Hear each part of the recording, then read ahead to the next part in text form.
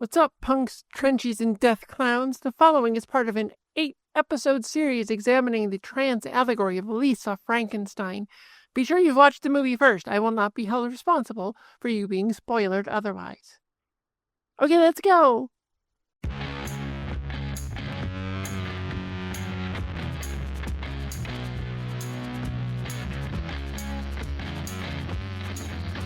Welcome to Tilly's Trans Tuesdays. Tillyvision stops for no one, except for me when we get to the end, in the unintentionally intentional trans allegory of Lisa Frankenstein, Part 5.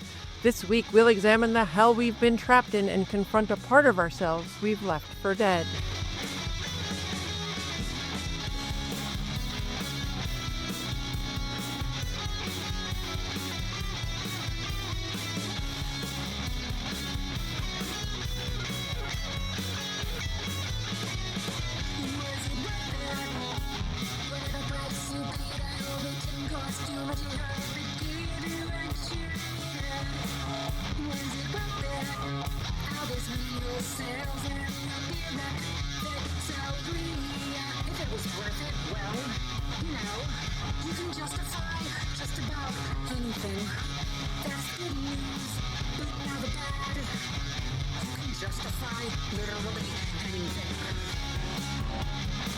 Hi, I'm Tilly Bridges, your host, and I'm joined by my writing partner, my best friend, my wife, our token cis representation, someone I actually believe would never leave me for dead, Susan Bridges. Hello.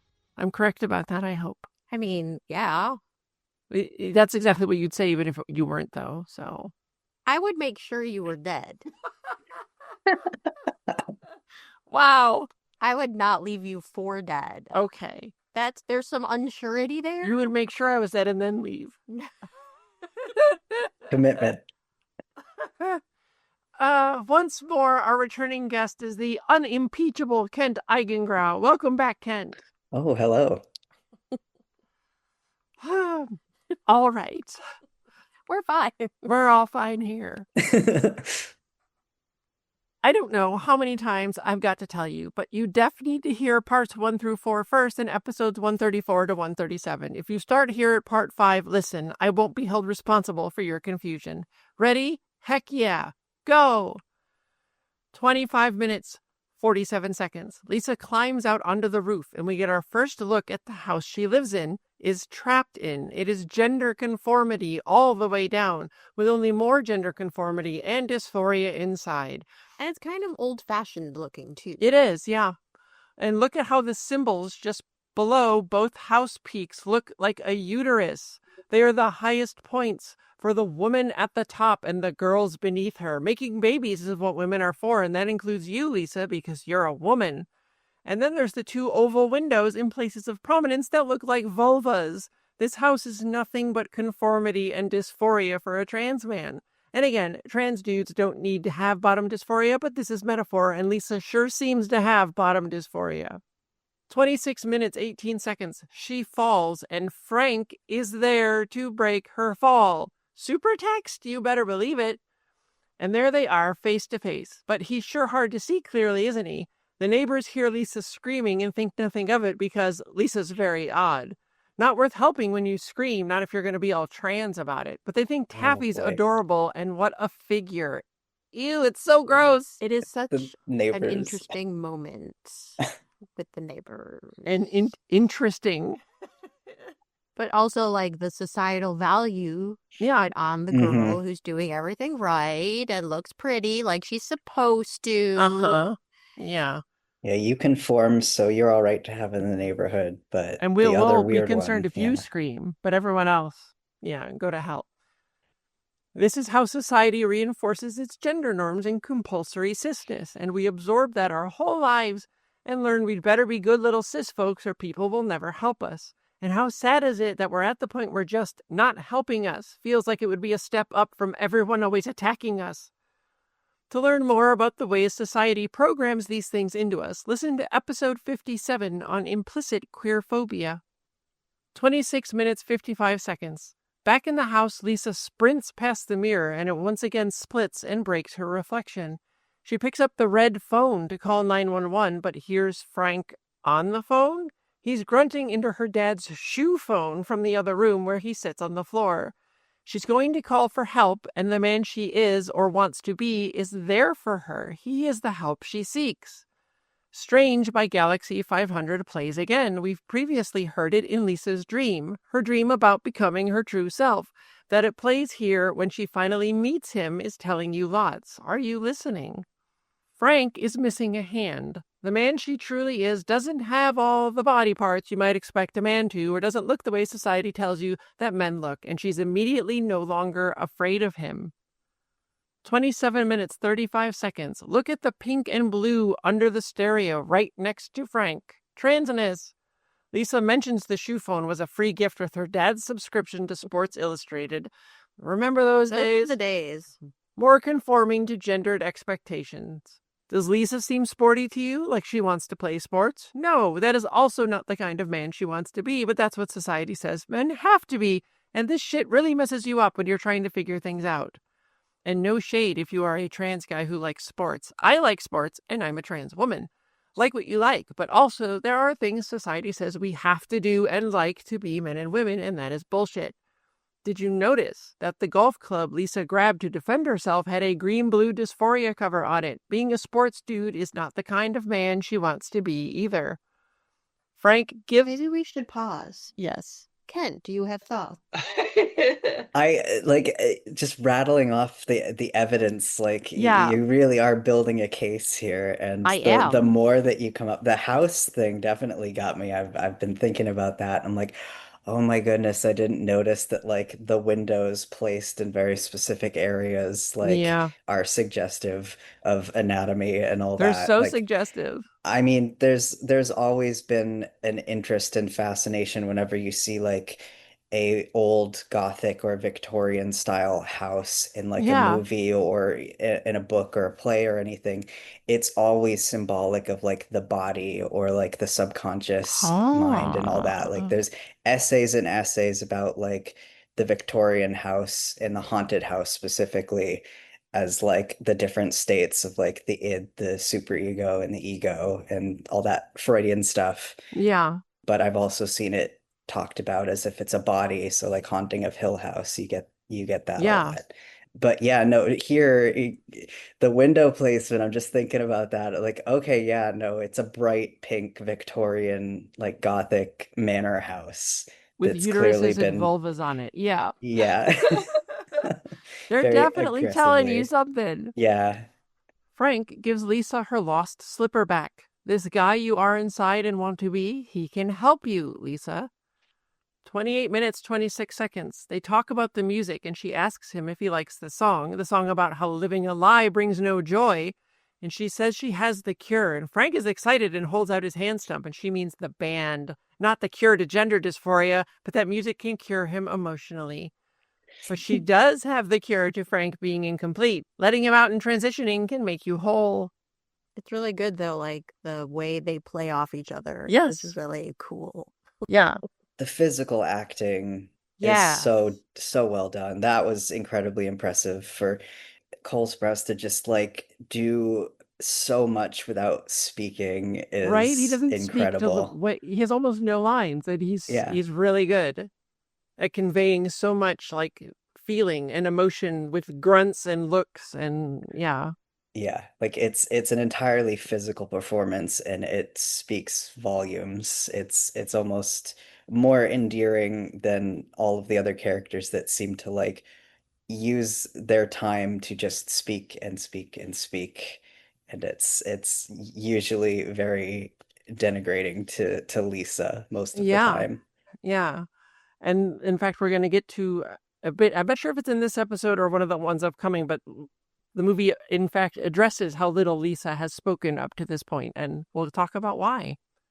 28 minutes, 33 seconds. She takes Frank to her room and says, "We've got to hide you. Yeah, we know what happens when you let your inner man out. Your mom becomes dead to you and vice versa. Definitely no one can see you. We only let our true selves out for minutes at a time at first, hidden behind closed doors." When they enter her room, aka subconscious, in the background you can see a poster for the mummy on the wall. Remember how she wrapped herself up in blankets when Frank was brought back to life. This will come up again. It's something that's on Lisa's mind. Frank spots the rubbing from his gravestone and points to it to let her know that's him. It's you, Lisa, the true you, back from the dead. It's not too late. To confirm, he pulls Lisa's mom's rosary out of a pocket. He kept it safe just like she asked. Reconnecting with her inner man that she thought was dead brings back all those feelings from her mother that kept her trapped, and now she's feeling all those things again. 29 minutes, 28 seconds. Lisa, you're him? Well, why are you here? I didn't ask for this. Why is this happening to me? He lifts her hand to kiss it, and she pulls away, disgusted. Sadly, society teaches us to be disgusted with ourselves, that our transness is something wrong, to be ashamed of, to hide behind closed doors. She is not ready to fully accept. Oof, that internalized transphobia hits hard. We covered that in episode 18 if you need a refresher. Yeah, going through just like a journey of self-discovery, there's always so much you have to unlearn Oh, about yeah. what society has kind of taught you to respond with. Like growing up, there just weren't a lot of trans men that Yeah. I knew of or could even think of. So for the longest time, I didn't think that there was a possibility of like getting myself help. Yeah. And so it was something I had to kind of discover and unlearn over time of like I knew what the problem was, and I thought I knew how to fix it, but I wasn't sure that that was a possibility outside of Yeah. yeah. But I feel like trans women get a lot more visibility for better and worse a lot of times than trans men do. So early on, there's just a lot of like a lot of people will come to like LGBTQ stuff and be like, okay, I know that lesbians exist. I know that gay people exist. They're in my town. That they might even be in my family. They might even be a sibling or a friend, but they don't necessarily know any trans men Yeah. because either they're just not visible in the media or we have a tendency to pass and then go stealth and just sort of not tell anybody that we're trans. So a lot of times it's just sort of like, yes, there's trans women, and everybody's always yelling about trans women, which is unfortunate. But then trans men are kind of like invisible and in the background a lot. Yeah. When I was a kid, like I didn't have any real access to like trans women either. Like I've said many times, my first introduction to the entire concept was Ace Ventura, which is horribly damaging and terrible, Yeah. right? That messed me up for years. Yep. But it is a very real thing, especially these days when trans women have more visibility than trans men do, that trans men are often forgotten, even in good ways and bad ways. And like, Yes. the bigots tend to not focus on you so much, which is great, but Hmm. then you get forgotten in all the important parts. And so I don't have the episode number handy, but please, folks listening, go back and listen to the episode on the erasure of trans men, because it is a real thing that our society does, and it should not. You deserve better. Thank you. We appreciate that. It's interesting because, like, with all of the, ridiculous sports bans and things, Yeah. like, Yes. Hmm. trans men are very inconvenient to all of the arguments. Of course. Yeah, we break Incredibly their brains. inconvenient. They're on testosterone and they're not beating cis men. Hello. It does you disprove all of their arguments, which is why they tend to ignore trans. Yeah, so It's like, why worry about that? We're not talking about that. Uh-huh. But I Yeah. honestly, like, I don't even think trans was a thing I knew someone could be until after college. Well, I was well into adulthood, yeah, when I knew finally that. So Growing up in a very conservative sure. town. Yeah. Mm. Yeah. Yeah, there was like maybe five-ish, maybe six-ish gay kids in my school class that I can think of growing up. Like health class was not useful to most of us. And Yeah. I was from a very, very small rural town in Cape Cod, Massachusetts. So we're kind of an island out there. And it's funny because a lot of the stuff in the high school in this movie is just sort of like, ah, yes, this strange 80s like clique aesthetic kind of thing where everybody's like the jocks and the popular kids Yeah. and the cheer. Like that was a thing that still existed kind of in my high school, just because we're so kind of out into the middle of the ocean. Yeah. stuff takes a while to kind of catch up and reach us. I So, think it's still like that in high schools today to some degree, like maybe to a lesser degree, but there's still those same divides because society still tries to force us into those boxes, right? Nerd or jock or what have you. So And some people are very comfortable with the boxes. some people love their boxes. Some people really love the box. 29 minutes, 47 seconds. Lisa. When I said I wished I was with you, I meant I wished I was in the ground, dead. Life sucks and people are jerk-offs. She wished her false girl shell was dead so she could be with the boy she'd been pretending was dead all her life, and now he's here alive. Also, realistically, a lot of trans people feel so attacked by society and their own friends and family and are left to suffer that many can think death is their only way out, and that's extra horrible and sad because happiness is attainable if we're just supported. Lisa clarifies she was only looking for that way out and didn't realize there was another way out of her pain and misery through him. Frank is saddened by the news. He cries. He is sensitive, and the smell overwhelms her. Now look, she was kind of into the smell of the guy she thought she wanted to be, Michael Trent. What would it be like to smell like that? Here, her true man has a smell, and it revolts her.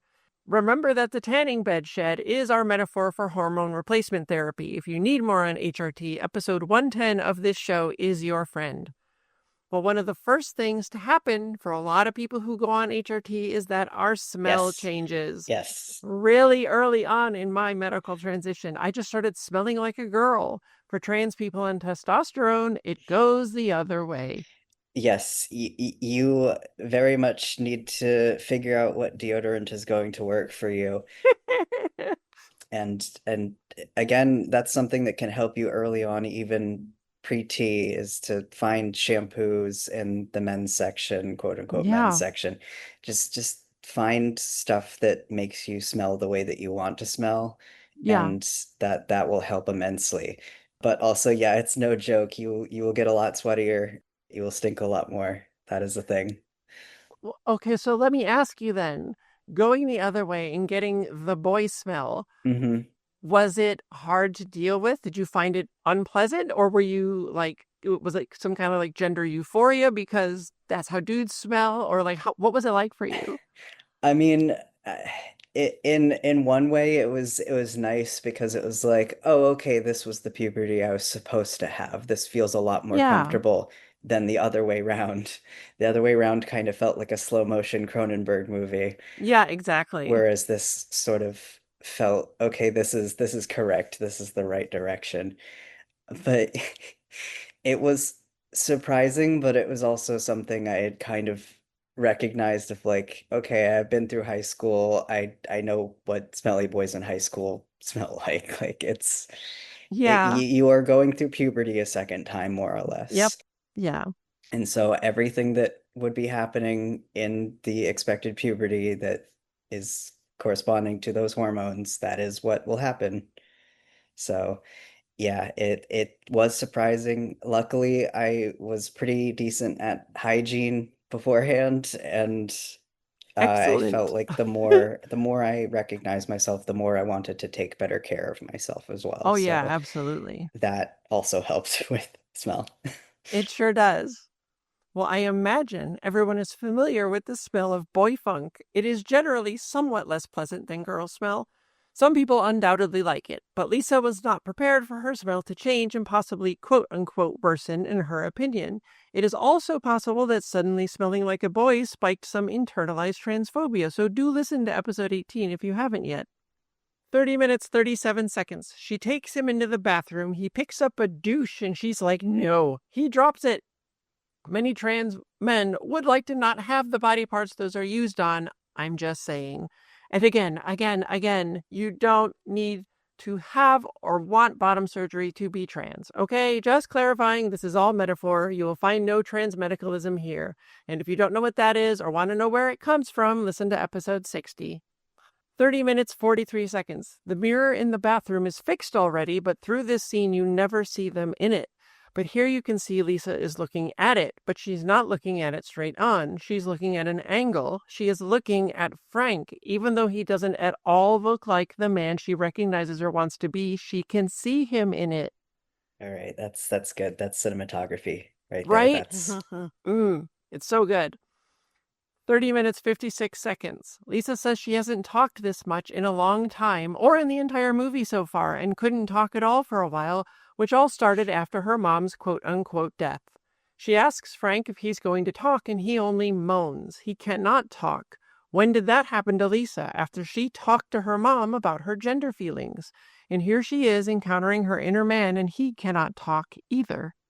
During my transition, I'd say that like my voice was definitely something that bothered me, I think, Oh, a yeah, lot. Like that mine was too. something I was so incredibly dysphoric about for a very long time. I would also just sort of refuse to I couldn't order at restaurants. I'd have other people order for me. Same. I still make Susan do it most of the time.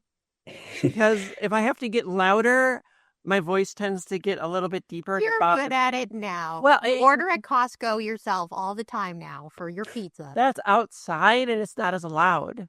Yeah. As when you're inside and there's all these voices. Loud. Not like inside. Or the voices echo off the wall. I do order at In-N-Out, that's true. Yeah. Occasionally, I cannot get to the register that I used to be at before. Like I cannot get as high up as I used to be. But when my voice started changing, that was when I think I really felt like more strong and comfortable with myself more than any other change, I would say, is once I started to sound like the voice that was always in my head. That was nice. Same for me, but that took years of speech therapy for me with it was really tough. Because hormones don't affect trans women's voices. Once your voice deepens, the hormones cannot raise it. Right, yeah.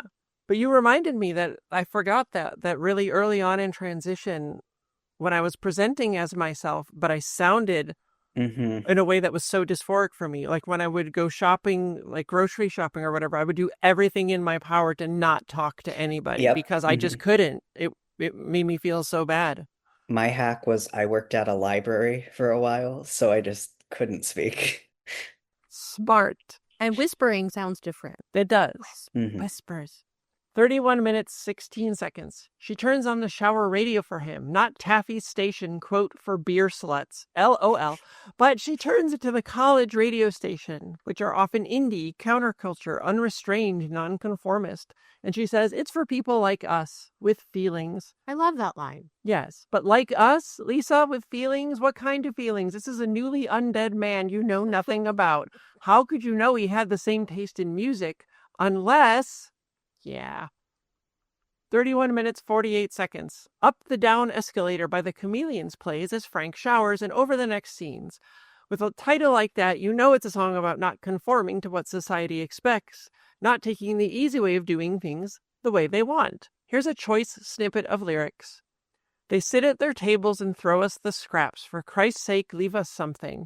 Now they can erase you at the flick of a switch. How long now will it take now? There must be something wrong, boys. They're dragging me down, and they're dragging me down. They're dragging me down. You either swim or you drown.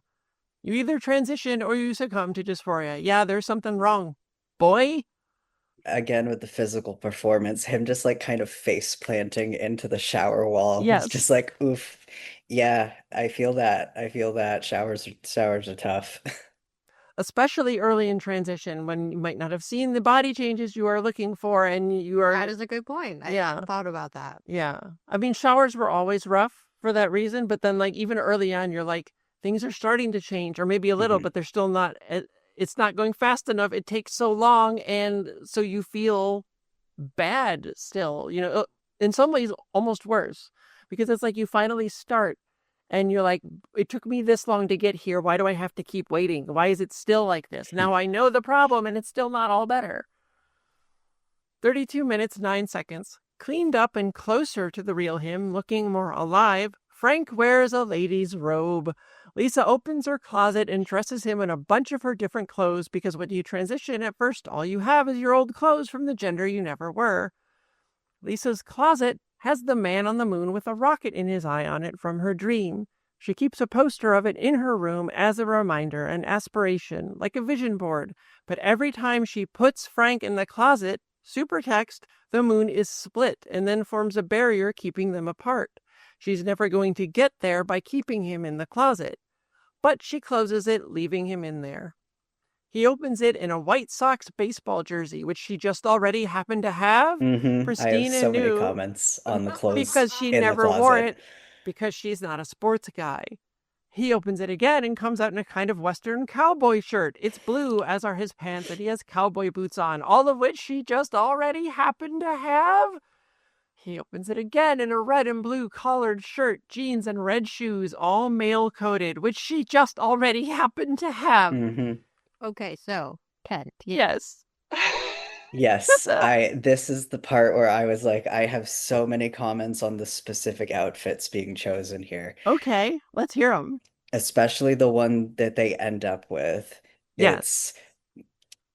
When I saw it, I was like, that not only definitely suits him, but it's also very much a stereotypical trans man outfit. Like I truly think that I wore that in high school. I think that I might have that in my closet now, frankly. Amazing. The olive drab blazer and the band t-shirt, and yeah, I was like, okay. I see it now. That's yep. But I think that the clothing choices and every one of these kind of like teen movies will always have like a makeover scene where they do a montage of like costume changes and things. But I think that if we're applying that to like the trans lensing of this film here, I think early on in transition, there's always that kind of idea of I need to buy a whole new closet. Yeah.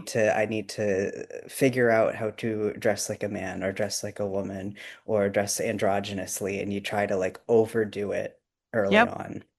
And there's lots of trans people that I know that have bought far too many clothes, and then they're like, "Oh, actually, none of this is actually me." But I Don't got give really me that look. excited. No. And then there's these like Stupid. binges and purges Yeah. of closet that Yeah. happens repeatedly, I feel. It does. Yeah, I had that same issue, but at first I got stuff. Listen, no, had, because at first I got stuff that I thought I would like. And then after wearing it a few times, I'm like, this isn't really me. But you Yeah. don't know until you try those things. And so now, yes, I have many clothes, but they are all me and my style once I figured that out. But it takes time and experimentation to know what's going to feel right to you. And space. And Money. space and money, yes. But Just yeah, no, crying a little bit. that's Yeah. I feel like all or most trans people have a story like that where they get really excited. They're just starting out and they really want to overdo it. Again, going back to it's sort of like going through puberty again. In middle school, you don't really know how to dress yourself, but you're getting more responsibility. You're able to do more things on your own. You're able to pick out your own stuff, but that does come with a bit of awkwardness while you're learning. So Yeah, it sure does. Frank pops out in a pink satin robe, and Lisa says she loves it, but Frank doesn't. She's tried a bunch of different guy clothes, and none of them felt right, so she went back to gender conforming in a women's pink robe thing, and her inner guy said, no, that's not right either. He comes out in a pink and red getup, male-coded, that is also not right, which he, again, just already happened to have. Then Lisa has an epiphany and gives him a stack of clothes from somewhere that include a Violent Femmes band t-shirt. What might society say about a perceived woman who refused to conform and said she wasn't a woman at all? Under a men's blazer, all of which she just already, okay, look, you get the bit. But she had these clothes because she'd already been experimenting with dressing in guy clothes because they gave her gender feelings, possibly even left over from when she first realized and came out to her mom, which went disastrously. These are the whole early stages of transition, trying out so many things that don't work or aren't right, backsliding, jumping forward, trying to find what feels like you. We don't do it in one night or in a montage set to music, but you know this is art and not real life. 32 minutes, 37 seconds. She's brushing his hair in the bathroom, trying it different ways to see what looks best. Here, finally, we see them together in the mirror looking at each other.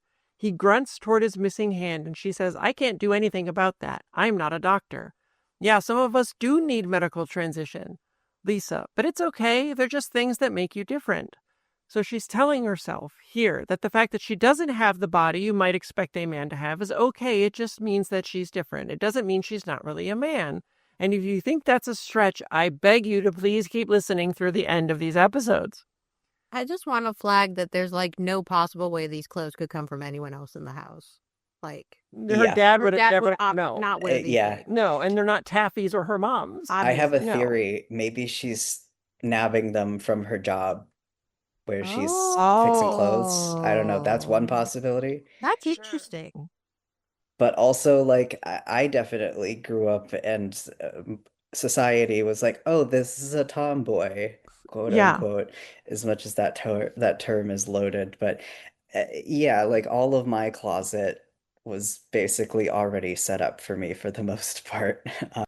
I didn't even own a dress, and when family members at events were like, you should be wearing a dress," I'm like, "You're gonna have to buy me one because I don't own one."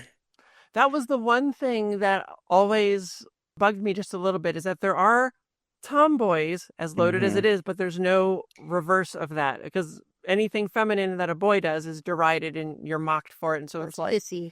Right. So it wasn't like I could have sort of the there is a bit of a change with that going on. There's always femboys, which is like the femboys. So that is a growing fashion and style and lifestyle that's out there. It's definitely in like my generation, so like Gen Z and kind of younger, that has kind of grown out of, which I think it's a good, healthy reaction to the hyper masculinity that's also taking place in my generation and younger.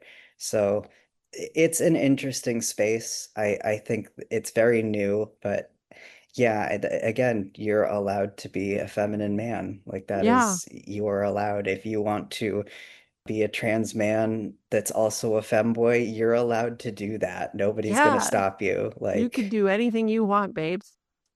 Lisa then goes on to explain that there's a character with an eye patch on a soap opera that's very cool, and his eye patch doesn't define him, but his name is Patch. And she realizes our terrible society sadly does define us by our differences. That was great acting too, as she's like reading it on. Yes. She's like, it's not. Oh, it is. Oh, wait. It is, yes. I am always seen as trans before I'm seen as a woman or a wife or a mom or a writer or anything else. See No Escape from Reminders I'm Trans in episode 132 for more on that. And look how neither of them are really happy yet. Just because you start transition doesn't mean you instantly start seeing the real you in the mirror. It took me years of transition until it started happening regularly. And you can watch it happen for me in real time in episode 92 on Photos 2, the Selfie Apocalypse. Yeah, I also did that. I was trying to take a picture every week after my shot. I would take a picture of myself for the longest amount of time, and I got like to 8 months in before I was just like, this is a lot of work and I don't want to compile this. Did you have something? Well, I was just going to say that like it's kind of an evolution, like your style and things. Like it doesn't have to be one thing. Like it doesn't stay the same. Yeah. Like things change as time goes on. And even cis people, I think, go through that too, with, trying to figure out your wardrobe and your hairstyle and what makes you feel good. And your tastes change as you change. Right. Yeah. And so I think cis people can understand that. One would hope. One would think. 34 minutes, 5 seconds. Lisa's parents come home and we hear them yelling from downstairs about the broken glass and mess from Frank. And Lisa gasps and instantly tells Frank, "Get in my closet." Well, it was fun to experiment alone when nobody was here, and now back into the closet we go so my parents don't find out. 34 minutes, 12 seconds. Lisa comes down the stairs reassuring them that she's fine, but they're not at all concerned about her, only about, again, the way this has affected them. It is cis grief again, all up and down. Read the essay on it at Tilly'sTransTuesdays.com. Lisa makes a hilarious bad excuse to cover up what she was really doing. Janet. Lisa got a lot of attention when the tragedy happened, so now she's, well, recreating the scene of the crime. When Lisa's mom, quote-unquote, died, it's when Lisa first revealed a piece of her truth. But clearly we only do it for the attention. So many Republicans think we actually do that. Or the trans kids actually do that because it's popular or we just want attention. And so here's Janet correctly piecing together that there's a connection between Lisa revealing a piece of her truth when her mom died and what she's been up to tonight. I told you. I effing told you. Imagine thinking being trans is something you do to be popular. Right? I mean, it just shows like they truly think that like it's almost like the reaction that conservatives had to punk back in the day, or to goth, which is present in this movie as well, where it's just sort of like, oh, you're just being subversive for attention. You're just Yeah. trying to attract like attention and eyeballs and shock and horror to you. And it's like, I just want to live my life. Right? But no, they think that's the only reason anyone would not conform, because that's the only Yeah. reason they would not conform. Exactly. It's always about like, well, how would I interpret this? What would make me want to do this? It's like it's not Exactly. about you.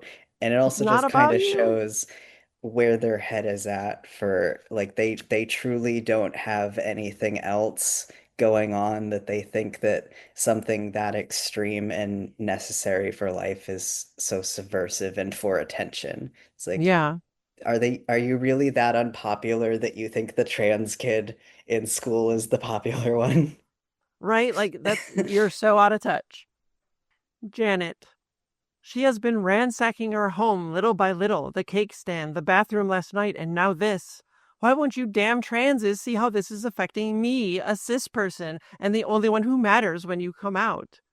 She needs help, residential treatment. She needs to go somewhere. Get this trans out of my life and out of society. Can't you see what they're doing to me and my home? Never once showing an ounce of concern for the child she's supposed to love and care for. 35 minutes, 18 seconds. Frank hears this and he stumbled out of the closet. Lisa's inner self has more confidence than the false shell and can't stand the way that they're being treated. Episode 31 of this show was all about the changes in confidence that can come with transition. 35 minutes, 43 seconds. Lisa. I'm not crazy. No, she's not. Her dad. Nobody said that. Taffy, my mom actually just did. Dad, no, she would never say that. This is societal gaslighting from Hmm. episode 95 in action. It is real and it absolutely sucks. Janet, you're either crazy or you're just goddamn inconsiderate. Me. Why won't you think about how your transness affects You me? just can't help saying it like she says it. Oh, it's so good. Janet, Her line read on that is just, it's so just good. it's such a good performance. I know. It's just so like, like you just it's so infuriating and so just Yes, like blatant and camp and she's just really like, good at making you hate her. yes. Yeah. 36 minutes, 25 seconds. Lisa retreats to her room, back to the despair box of bed, the gender conformity of the pink wall, the fear light framing the photo of her mother, the danger right in front of her. Phew! Frank gently comes out of the closet, between the moon with the rocket in its eye. Lisa rolls away from him, tears in her eyes, rejecting the truth she was starting to find again, because cis people put their feelings over her needs and hurt her. Her family hurt her, and it's making her reject her truth. This happens to so many of us, sometimes even from those who supposedly love us the most. See Hmm. cis spousal and partner support in episode 71 to learn more. But this is the actual goal when cis people treat us this way, even if they don't know it consciously. It's to make it too painful for us to continue existing as our true selves, so we'll reject our truth and we will suffer, so cis people don't have to be made uncomfortable. Those who do that to us do not care about us. No one would ask us to suffer for their convenience actually cares about us, no matter what they may say or think. So Frank retreats back into the closet and closes the door. And now even the idea of gender euphoria of flying up to that moon is in that dysphoric green-blue glowing in the dark, all that she can see. Thanks for being here, Kent. Yeah. Come back next week to see transition begin and how that opens you up to a whole new world in ways both good and dangerous. Tilly Bridges, end transmission. Tilly's Trans Tuesdays is hosted by Tilly Bridges and Susan Bridges, with audio editing and sound mixing by Jillian Morgan. The written essay version of this week's topic and all past topics is available at tillystranstuesdays.com. Special thanks to Daisy and Jane for the use of Sorry Not Sorry as our show's theme music. Please stop by and show your support at daisyandjane.bandcamp.com and soundcloud.com/daisyandjane. You can find me at Tilly Bridges on Blue Sky and on Mastodon at tillybridges at mastodon.social, and you can find Susan on those at Susan L. Bridges. You can find Jillian at Audio Jillian on Blue Sky. You can join the Tillyverse Discord server by following the link at the very bottom of TillysTransTuesdays.com. We hold regular watch parties for the Matrix films and other trans movies where I do a live Q&A, and it's blossomed into a wonderfully supportive, compassionate, kind community of friends. We'd love to have you join us.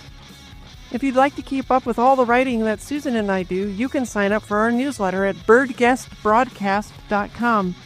If you enjoy this show, please take a moment to leave us a rating on Apple Podcasts. The largest segment of our listeners find the show there, and more reviews equals a higher profile, which means it will reach more of the people who need it. Thank you for your support. For more information, visit pendantaudio.com. Thanks for listening.